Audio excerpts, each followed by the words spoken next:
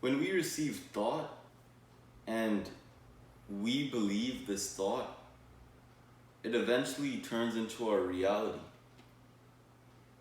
And this is shown because there are many times in life we feel optimistic or we feel pessimistic. And these scenarios of optimism or pessimism, it's created by what's going on in our head. When we go through a bad thought and it creates a bad feeling, we automatically feel horrible about life. We automatically feel like there's no optimism there that is going to be carried forth.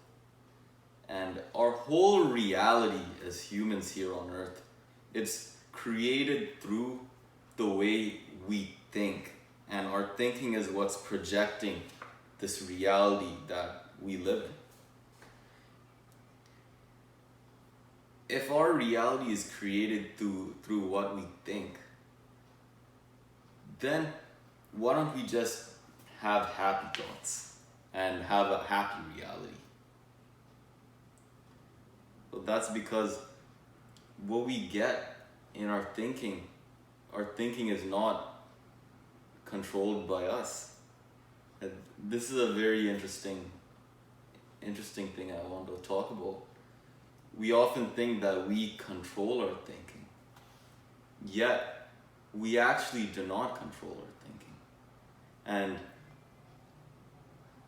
this is proven in the sense that we can never know what we're going to think about 1 minute into the future. We never know that.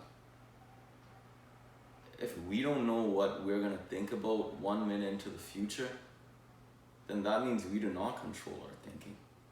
Our thinking comes from somewhere outside of us and it goes through our head. We are just a receiver. We are just a vessel. We're a vessel in which thought travels through from another source and it comes through us as a vessel and it leaves. What we're doing, we are grabbing onto some sort of thoughts.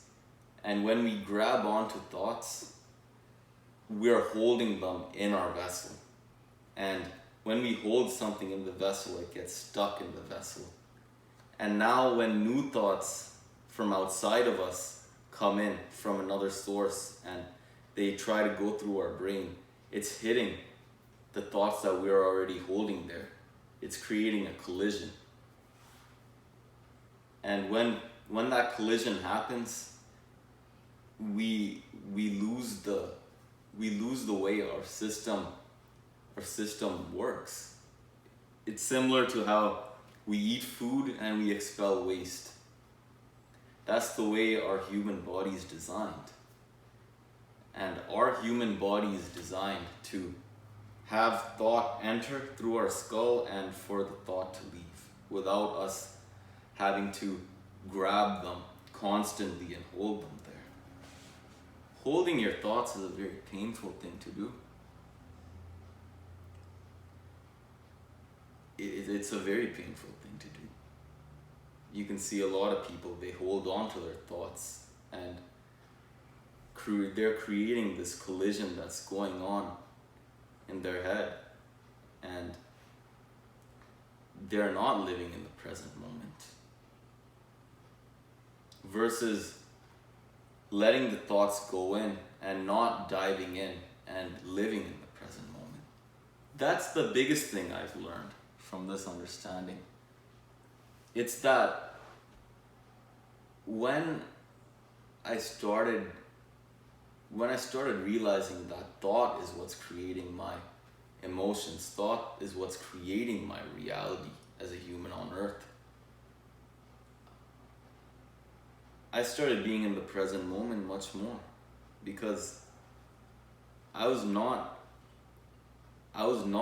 valuing my thinking as much.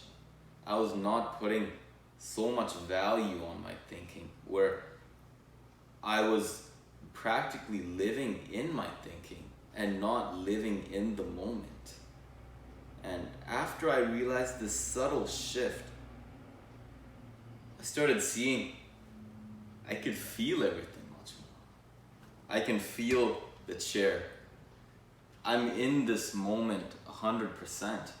I'm not 30% in the moment and 70% in my head. Obviously, there are times where people do go into their head. I've also, many times, I went into my thinking and dove in.